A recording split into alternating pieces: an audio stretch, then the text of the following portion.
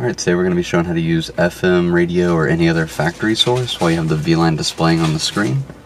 First, to do that, you're just going to change to whatever station you want or whatever source you want on the bottom on the radio.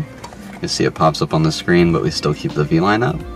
If you wanted to see the factory, like other source, FM, AM, SAT, click Factory UI, and then you'll hit Audio, and then we'll be in whatever source we were in outside of the VLine.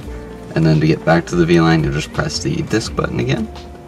Now we're back in the VLine, we're under CD changer, so we have the VLine audio.